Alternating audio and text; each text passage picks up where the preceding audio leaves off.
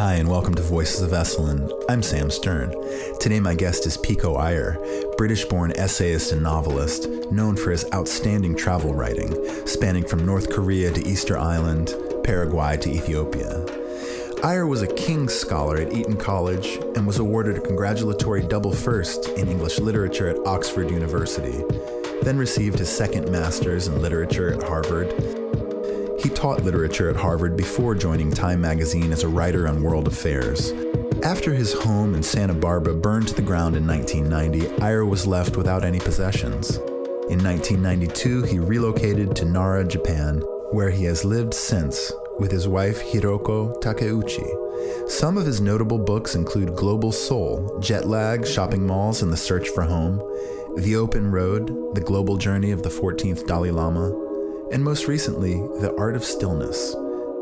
Here's my conversation with the brilliant Pico Iyer. So, Pico Iyer, I've spent the week listening to interviews you've given as a way to familiarize myself with you and your work, and I have to make the comment that you seem to be one of the most gracious interviewees that I've ever heard. You seem to be gifted in the generosity of allowing the person asking the questions to think that they've just asked the most wonderful question. Well, I was about to say what a beautiful introduction, but bearing out your point. But thank you for saying that. Yes, so I was thinking maybe we could have kind of a far-ranging, somewhat random interview. It doesn't without resist the impulse to be cohesive in any way. Excellent. I'm all in favor of this. Well, you know, I thought I might start by asking you about your habit of going to Esalen's neighbor, the Hermitage in Big Sur, which apparently you've gone to for more than 70 times. Yes, it's more than 90 now. I've been going there for 27 years. And so for those who don't know it, 15 minutes up the hill from Esalen is the new Kamaltali Hermitage. It's a contemplative Benedictine order, the most contemplative, to the point where they're almost Zen monks in terms of their devotion to meditation. 1,000-year-old order that had the sense to set up this house right on the cluster of cliffs overlooking the great still blue expanse of the Pacific Ocean where we are. And I've always loved the interplay between Esalen and the Benedictine Hermitage. So it's a 1,000-year-old order that's mostly about silence and prayer and worship. And this is a product of the 1960s. It's about community and conversation and inquiry. And somehow they seem to go together like breathing in and breathing out. And sometimes when I'm staying up there, I will steal down to Esalen in the middle of the night to enjoy the baths. And often I come down here with one of the monks because there's a beautiful interaction whereby the monks lead workshops or give concerts here. And I know so many in the Esalen community steal up there. So 27 years ago, or 28 years ago, my house, my family home in Santa Barbara burned to the ground. And I was left with nothing, no future, no past, no object, until I bought a toothbrush from an all-night supermarket. So I was even more footloose than usual, and I was sleeping on a friend's floor. And a school teacher told me about this place of silence, 3 hours north up the coast in Big Sur. And he took his classes every spring, and he said even the most fidgety 15-year-old Californian boy, after 3 days in silence, cooled down and cleared out, and sometimes never wanted to go home. So I went there, and I'm not a Christian, and I grew up in Anglican schools, so I had twice a day hymns and crosses, and I thought I've done my life's quota of that. But they're so beautifully open-minded there. There's nothing about foisting their religion on you. They just know that if they open a silent space, each person will find what he or she wants. And so, as you said, for all these years, I've been going sometimes for 3 weeks at a time. I just walk and read and write and look at the stars. And of course, part of the beauty of being there, as of Esalen, is freedom from the chatter and clatter of the modern world. You're not hearing tweets every moment. The CNN breaking news isn't bursting in on us. So that already clears the head and lets the important stuff rise to the top and reminds us of who we really are, our deeper, better angels that get lost in the traffic jams.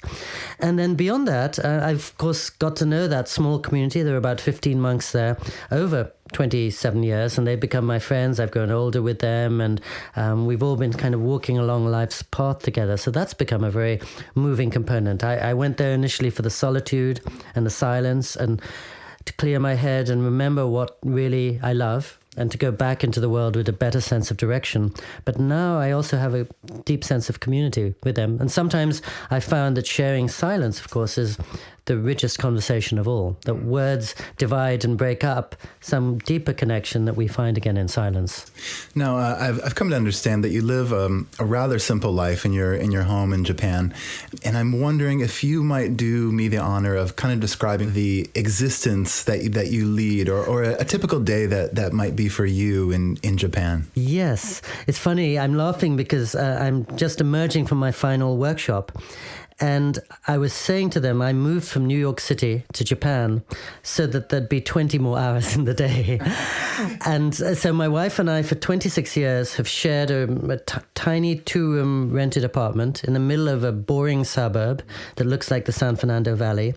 And we have no car, no bicycle, no TV I can understand, no media coming in on us.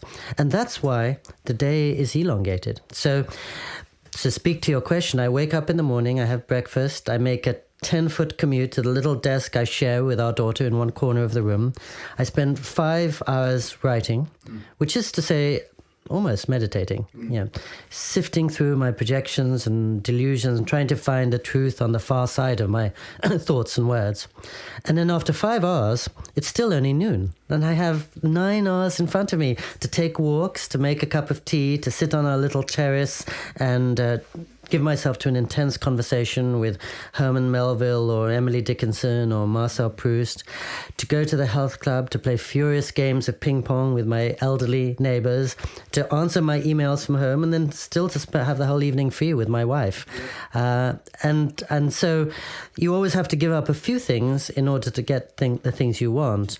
But I thought I was happy to give up the seeming glamour and stability of my life in Midtown Manhattan for freedom and time. You write so beautifully about this pervasive sense of globalism that we are part of, and I was reading your book, The Global Soul, which I believe was published in 2000. Yes. All the more true today. Yes. I was wondering if you might have thoughts about Japan in this sense. Its peculiar take on globalism versus a traditionalism. I was going to say that's a beautiful question, but you shamed me in the outset by saying I always compliment the questioner. But it's a very, very good question. And because my sense is that Japan is really falling out of the global order, precisely because it's so good at being Japan. In other words, it functions seamlessly on Japanese terms, and therefore it's not very good at being part of the international community, even the way that China and South Korea and its neighbors are good at speaking English, are good at communicating with the rest of the world, are happy to work with America, as it were. And I think Japan still prides itself on its difference. It's an island culture, and it likes to be separate from the rest of the world, because if it ain't broke, don't fix it. It functions so beautifully like an orchestra in which everybody knows her part, and then they produce this perfect music. So why would you ever want to change that? So the challenges for Japan are, for example, its treatment of women. Women, however well educated, are asked to make tea. Very few opportunities. And so sensible Japanese women marrying foreigners, joining foreign companies, moving out entirely to places like Esalen. Its treatment of outsiders. So somebody like me, I love Japan, but they used to strip search me every time I returned to the country because they don't know what to do with somebody who's got dark skin and looks like he comes from a poor part of Asia. The treatment of the LGBT community, all of that is far behind the rest of the world.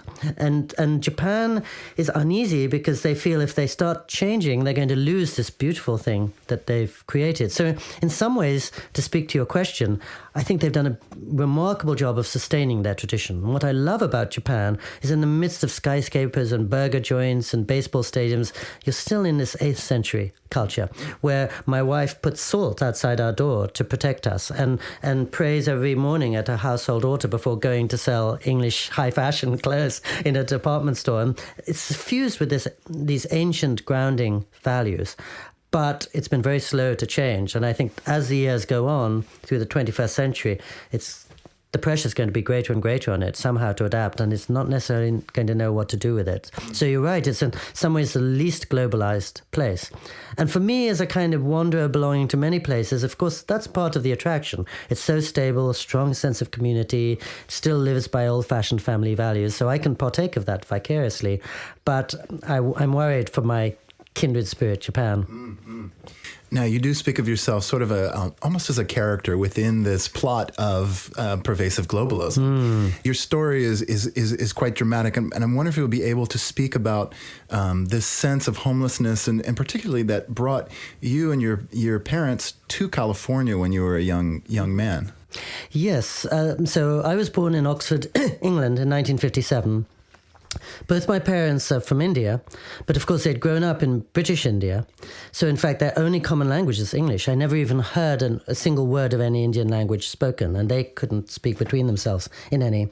And then when I was 7 years old, they moved to Santa Barbara, California, in the middle of the 60s. So from the time I was in the second... They moved to teach? They did. They were both professors. And actually, my father was recruited by a think tank in the hills of Montecito, California, with this quintessential California of the 60s vision, akin to Esalen, of bringing the interesting people from all around the globe together and just having them talk and trying to make a new future. It didn't do as well as Esalen. I think Esalen's the rare survivor that's known how to make that work. This one faded in a few years, but they had the benefit of bringing my parents and me over. And so by the time I was in the second grade, I was this funny little kid with an Indian name and complexion and an English voice and an American green card.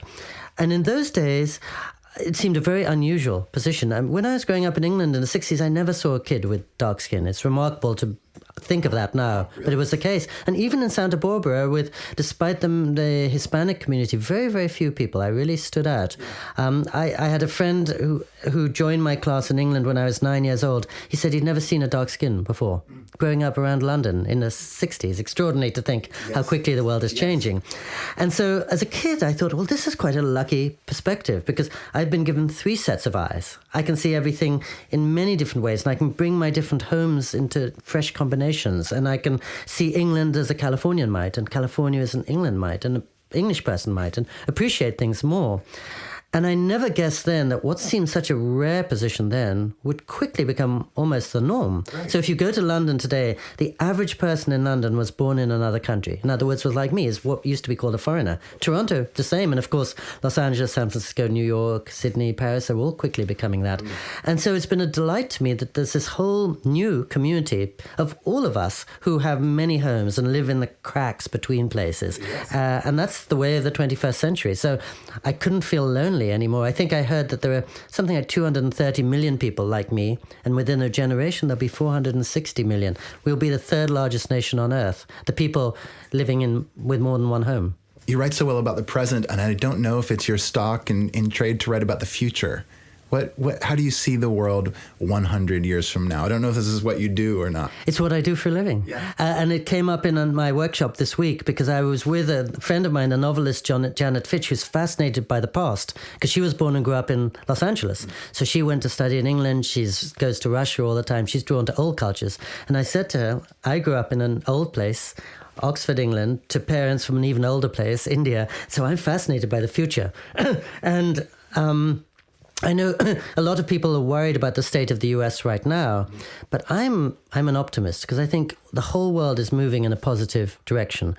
And incrementally, step by step, every time some wall falls, it's our human nature to create a new wall. We're tribal creatures. We want to make divisions. And so there's this new resurgent nationalism coming up in response to internationalism. But my sense is that as I look around the Esalen community, for example, so many people have partners or friends from another country.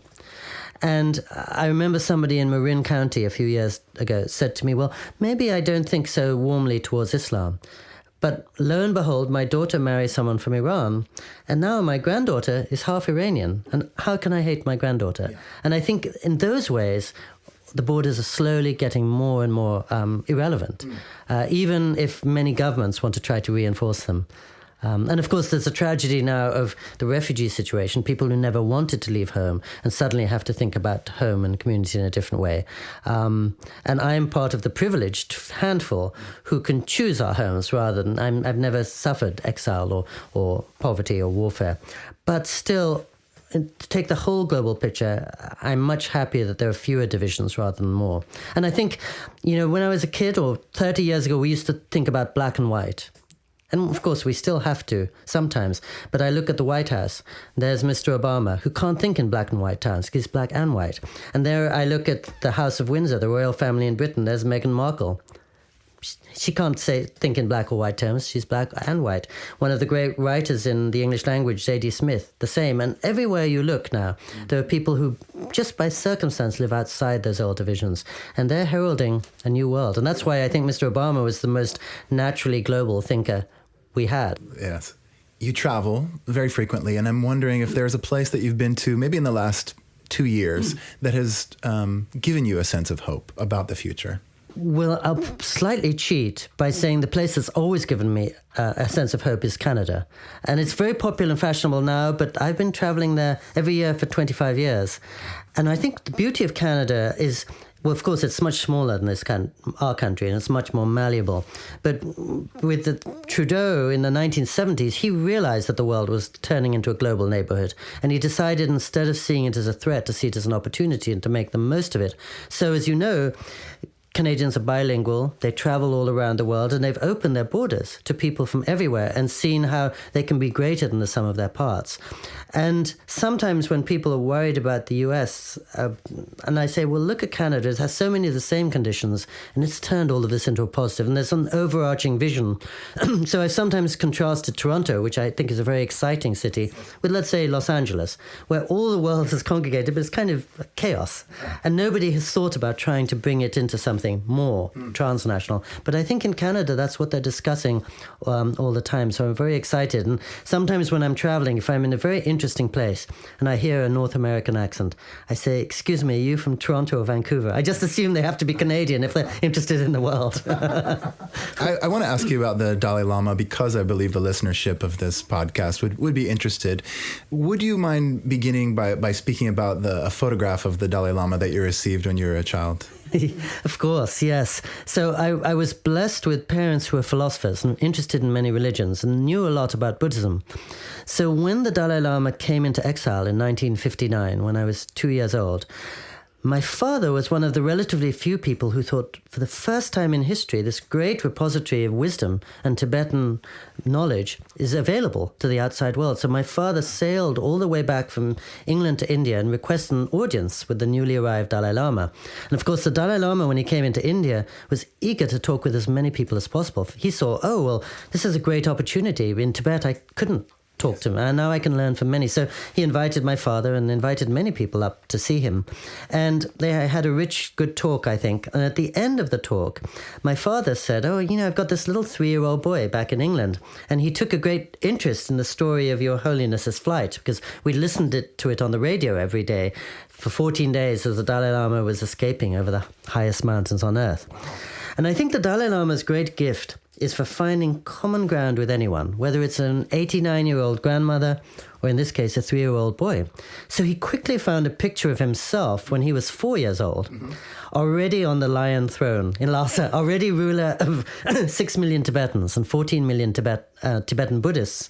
And he sent it to me through my father. And of course I didn't know entirely who the Dalai Lama was, but I put this picture on my desk when I was 3 years old. And I think every now and then I would feel a bit sorry for myself. I think, life is really hard for a little boy alone in a foreign country. Then I look at the picture and there's a 4-year-old who's in charge of 6 million people. Puts things in perspective. I couldn't feel sorry for myself anymore. And so we moved to California, as I was saying, and I brought the picture with me, and it was always on my desk. And then, as I said, many, many years later, suddenly there was a forest fire, and we lost everything in the world, including that photograph. And in certain ways, I thought, well, that's the lesson of Buddhism, that I can't hold on to the photograph. Everything is impermanent. But the values that the photograph speaks for, the the philosophy it points towards, that can be inside me as long as I'm alive, till my dying breath. The photo isn't really material in every sense, because it's too material, but the meaning of it, that is what I need to hold on to rather than the picture. And in some ways I learned more from losing the photograph than from getting it. By that time, had you begun to follow him and work with him as a journalist? What a good question. I had, actually. Yes, I never thought of that. But yes, so I was 33 years old when our house burnt down. And I first went to visit His Holiness in Dharamshala with my father when I was 17. And although I couldn't really understand what he was saying, of course it made a big impression. And then 5 years later, he made his first trip to the US. And I went to see him. And then he started visiting more and more often in the early 80s. And again, it's hard to believe now that most people in the 80s didn't even know who the Dalai Lama was. He sounded like the Abominable Snowman or some figure out of myth. They didn't realize he was a living being. Yeah. And so he would come to New York City, where I was living, and he'd hold a press conference. 4 people would show up, 3 Tibetans and myself. And then, as soon as I could, I went to Tibet itself in 1985, and that was a life-changing, heart-rending and inspiring experience. Just to be in this place and to see Tibetans who will walk for 3,000 miles to visit their holy temple, or sometimes prostrate themselves every foot of the way, and you see them by the flickering candles of the Jokang temple, the grimy faces and tears streaming down because it means so much to them. I mean, I still to this day recommend anyone who can to go to Tibet, even though it's a sad situation because of all the recent developments. It will pierce your heart. So that was very powerful. And then as the time went on, I thought, well, I've been lucky enough to have access to this remarkable man who most of the world doesn't know about. So I did a long piece about him in 1988, and then the following year he won the Nobel Prize, and I went to visit him the day after he won the Nobel Prize. And so you're right, I had been writing and thinking a lot about him in those years, and it was easy to do so because he was so accessible, because the world wasn't knocking on his door. But you do continue to have a relationship with His Holiness. Yes, he comes to Japan every November. And so for 9 straight Novembers, my wife and I have actually traveled by his side for every minute of his working day. So that's a great privilege, 8 hours a day for days on end. And when I wrote a book about him called The Open Road, one of the most moving things I learned was that the minute he concluded his 14-day flight over those mountains in 1959 and arrived in safety in India, he turned to his little brother and said, "Now we are free." So he wasn't mourning the life he'd lost, or most of us would think, I miss my home, when will I get back?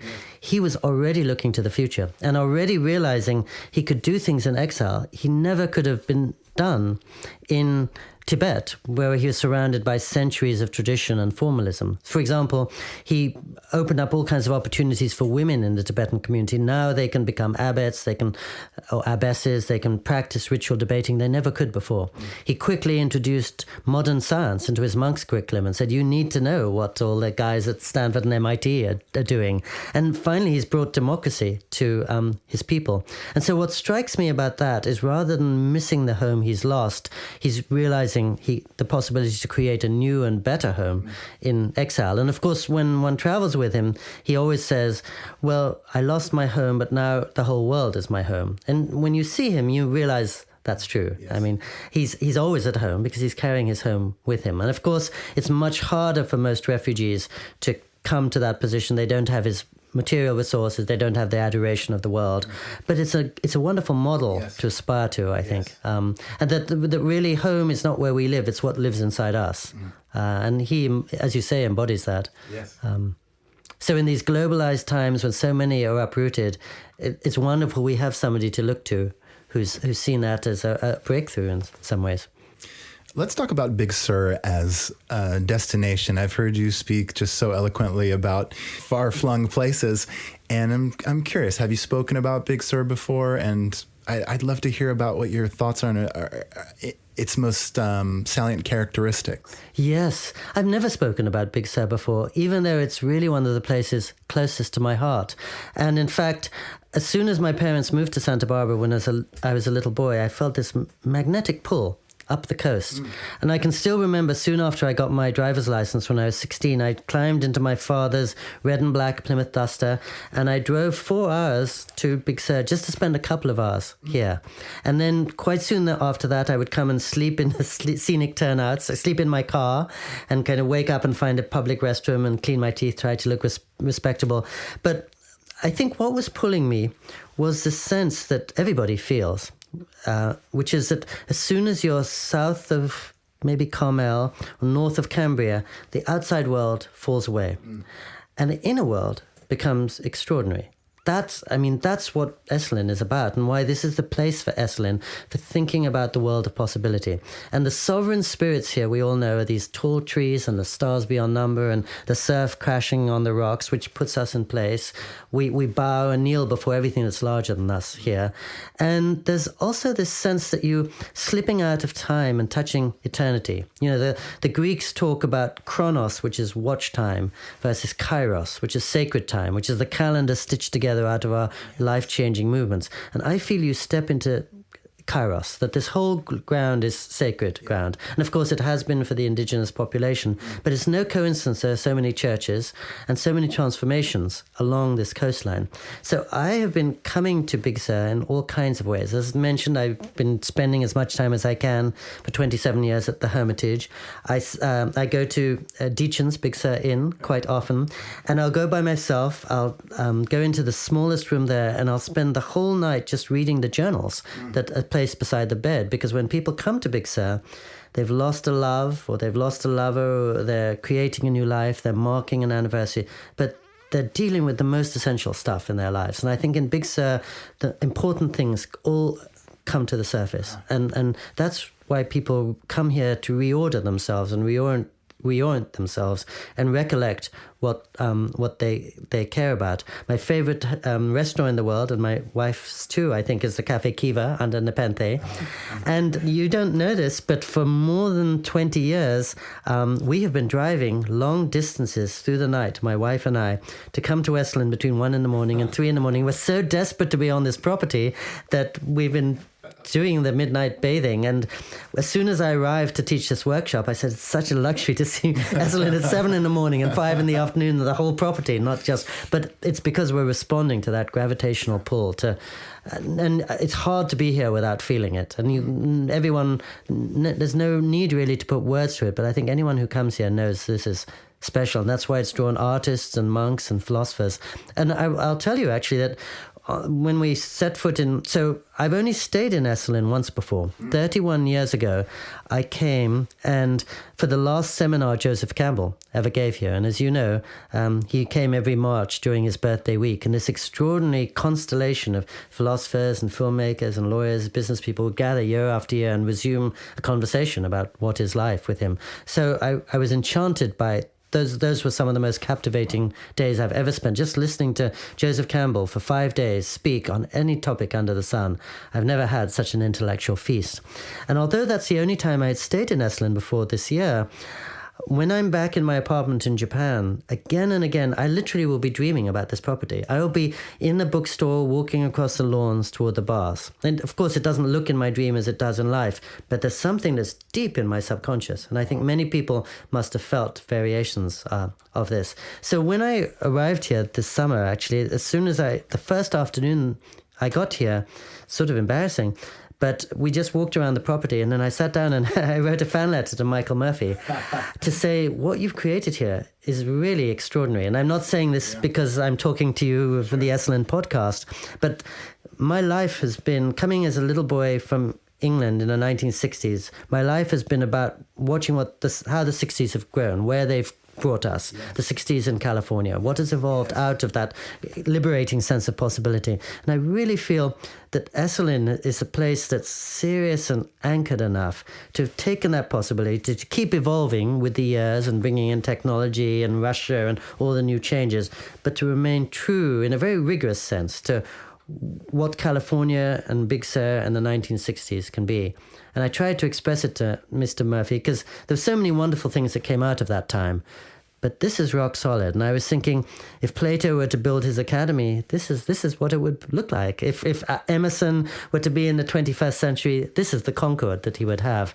It's a remarkable thing. And I think because of the mixed bars and the beauty of the surroundings, I think sometimes people forget how serious and thoughtful the discourse is here, both just in the dining room among strangers and in the workshops. So I've just been leading a 5-day workshop about the traveler's practice, and there were a circle of us, 30 in the room. There was a former priest, there was a film producer, there was a young lawyer, there was somebody from the tech industry, a lot of people from the corporate world. There was an Iranian clinical psychologist, really people at the top of their professions, as intelligent and motivated as possible. But by being at the top of the professions, they can see that the professions and the outside world isn't enough. That's not where the story is. And so they all come here to be reminded of this deeper richness and to learn from each other. And I think before I attended a seminar or a workshop at Esalen, I knew the teachers were remarkable, but I never guessed that the seminarians, the people who gather, be so richly qualified. I thought it might be kind of flaky, new agey, whatever, and it's nothing like that. I think Michael, I am also a huge admirer of Michael. I've had him as a guest on this show and just kind of marveled, I think, just scratching the surface about all the things that he's done. But one of his gifts was to bring together some of the thought leaders of the time in such a way, with his magnetic personality and sort of his aims, the kind of idealistic aims that became far more than idealism. I want to ask you, who, if you had the chance now, who are some thought leaders who interest you?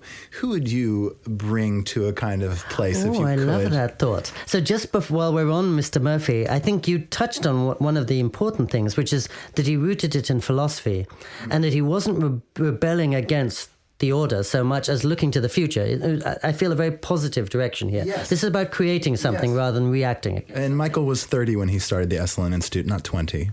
Yes, So it's understandable. Well, that's beautiful. And in fact, while we were taking a walk this morning, I was saying to my wife as we looked over, if you inherit a beautiful piece of property from your grandparents, what an amazing use to put it to. I mean, and to see this was the place that this stretch of coastline was ideal for Esalen, and that Esalen was the thing to do. Because I said to my wife this morning, most of us, if they had this, we'd turn it into a beautiful house or have our friends rather, but to see that it could be a place for philosophical discussion. So, of course, I'm thrilled by the question to think about the thought leaders. And it's interesting because I do a series of onstage conversations in Santa Barbara with people who inspire me. And one of whom is Joan Halifax, whom you just mentioned, who's my next guest, who was given away in marriage by Joseph Campbell, which is a wonderful thing I just discovered 2 weeks ago. One of my previous guests was Krista Tippett, whom you and I were discussing on the way here, whose show On Being, I think it's exactly what Esalen is. It's a genuine inquiry, broad-minded into all the possible ways of how best to live. And she has no assumptions and no orthodoxies, but she really wants to find out from interesting people. I was very inspired a year ago to do an event with Elizabeth Gilbert, who I think is one of the generous, wise people around. And there were a lot of questions that were thrown at her, and her answers were actually not so different from the ones the Dalai Lama would have given. I know because I've heard him address those same questions. But coming from a young, smiling American woman who confesses to going through everything that all the rest of us has a particular force. Oprah Winfrey lives in Santa Barbara where I do, and I feel that Elizabeth Gilbert is somebody who's carrying on that same spirit into a new generation. Just recently, I got to know the palliative physician B.J. Miller, and I'm really inspired by him. And in fact, he had one of the best dialogues with Krista Tippett. So he lost 3 of his limbs at 19, and his response was to become a doctor, an oncologist specializing in hospice care, an expert on grief and loss. And although he's in his early 40s, and he's like a relaxed dude that you would be drinking beers with, he's as clear-sighted and wise a soul as I've met in a long, long time. And I don't know, I'm sure, I don't know what exactly he might do at Esalen, but put him together with the right person. Because he's very unimpressed by himself, very modest, and full of conscience. And somehow I think life has thrown a lot of tough stuff at him, and he's found how to really make a positive difference with it. And I think one of the big things we're all aware of in our society, more and more people living longer and longer, but that doesn't mean living better and better. More and more people living many years in pain or after their minds have deserted them. And I think of that as the human equivalent of climate change, that it's just the way there'll be sunshine and hot temperatures in February. There are so many people in 93 years old now, but they're not living as they would like to. And I think he's the one who has the most to offer on some of those themes. I could probably give you many more, but I restrain myself. Well, I just have a couple more questions. You've been so generous with your time. Not at all. Both of you. What would you say is one of your secret superpowers? What's something that you're really good at that not many people know about? I'm tempted to say ping pong. Except, how good are you? I think I'm pretty good, but my 83-year-old neighbors defeat me. Yeah, I'm lucky to win 1 point every 3 months. Certainly no one's ever asked me that before. But maybe stamina, and which means form of self-discipline. I'm actually too strict with myself. But for being a writer is a long, hard slog. Much of it involves sitting in boredom, involves huge exercises of patience over years. And also nowadays, you can't make a living as a writing. So it's kind of a hobby, and the world isn't much interested in it. But at an early age, I think I disciplined myself in 2 ways. From the age of 18, whenever a thought came to me, I wrote it down. And I'm very glad that I have that savings account. Literally scribbled it down longhand in a pad, or I could do it on an iPad now. But I'm happy I just trained myself to do that. And every morning, as I was saying, I go to my desk and I spend my first 5 hours writing. And regardless of what comes out of it or doesn't come out of it, I think that's it's a good way of directing myself into the day. And it means I can think about my experience. I can try to read the people around me more than I would. I can sit with my questions. So writing has become my Esalen, or my cabin in the woods that I go to regularly and take a deep breath. And that allows me to go back out into the world. Yeah. So it's not exactly a superpower, but I force myself to do those 5 hours, and I never regret it. That's great. It's like 5 hours in the gym every day. Yeah. I'm going to ask you a selfish question, and that is, who are 5 writers that you could recommend that I should read? Well, I don't know your tastes. I just love great writers. That doesn't help. One of the great books of my lifetime is called A Fine Balance by Canadian-Indian writer Rohinton Mistry. 500-page book, comparable to what you'd read in Dickens or Thomas Hardy, one of the 19th century classics, about just the lives of 4 people on the streets of Bombay. And Oprah actually had the good sense to select that book as one of her picks. But in my experience, it's the one book I foist on people, where they come back to me with tears in their eyes and say, this is the greatest book I can remember. I can never get enough of the stories of Alice Munro, so I would recommend her very strongly. And the stories of the now late writer, William Trevor from Ireland. I just read for a non-fiction contemporary book, a book called Evicted by Matthew Desmond about the state of poverty in the United States. And he centers on Milwaukee, and he actually lives in a trailer park. And he just talks about people below the poverty line who are therefore kicked out of their housing. And once they're kicked out of their housing, they can't apply for another house. And they just fall down this spiral of poverty. And it's happening in all our major cities. And many of us don't know it's going on. And he had the courage to live with those people for years and report it in beautiful, beautiful prose. So that's one of the books that's most inspired me recently. And then I suppose for a book about how to live, when my friends are feeling heavy of heart or lost, I give them the book Zen Mind, Beginner's Mind by Shunryu Suzuki, the wise Japanese man who founded Zen Center in San Francisco and then the Tassajara Center. And when you just have to see a picture of him and you feel something clear and light and direct. And although there are not many people around who actually met him in person, those transcribed talks of his, I find any sentence on any page you could live with for a long time. I suppose I'd just like to close by asking you, what would be your hope for Esalen as it moves into the future, as it continues to attempt to be a place where thought leaders congregate and where great ideas are spoken and heard, if not created. What would be your vision for Esalen if you could have your druthers around that? I think, as I was saying, the way it's developed so far is just the way I would hope it would develop. And I think maybe the most important thing is not to be subject to trends of the moment and to fashions of thought. And I think it's remained gloriously free of that. And these days, more of us are living in the moment. And the internet and cell phones and CNN, all of that is encouraging us to concentrate on what's happened a minute ago, what's happening right now. And I think we have to keep our eye on the unchanging and the eternal, and to know that Shakespeare or Plato or Virginia Woolf have more to offer than the pundit we just heard on Fox News. And as long as you're looking at a small screen, you can't really see the larger picture. So I'm so glad that Esalen has maintained its gaze on the larger picture. There's a lot of ideologies now that are quite divisive, whether it's political or every other kind. And I think those kind of poison the mind, and none of them really help our ability to understand one another. So as I look at you, across at you in this room, I don't want to know your passport or your gender or your skin color or your religion or any of that. I just want to know you as a friend who's thinking about the same things.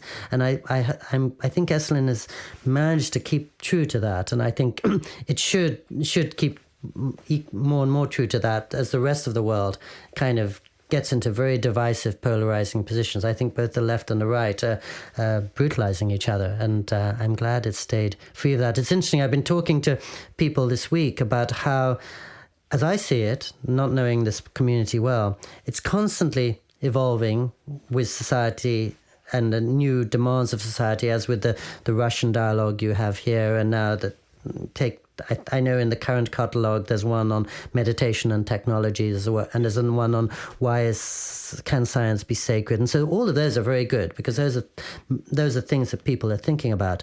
But at the same time, it seems to me the spirit is exactly the same. I met somebody on the Esalen staff today, and she said, "You came 31 years ago, you're coming now. How does it seem different?" And I said, "Everything I cherished is still here. There's a beautiful constancy about it. And the more that can continue, Mr. Murphy's not going to live forever, but whoever continues to be the guiding light, I hope they can just do it in his spirit and inspired by what he's done, and actually not change too much. I think now the emphasis is always on changing everything all the time, and we're not far-sighted enough to make good changes. And spending time with the Dalai Lama, for example, he reads the newspapers every morning, and all his examples come from the current news, but only because he's so rooted and grounded.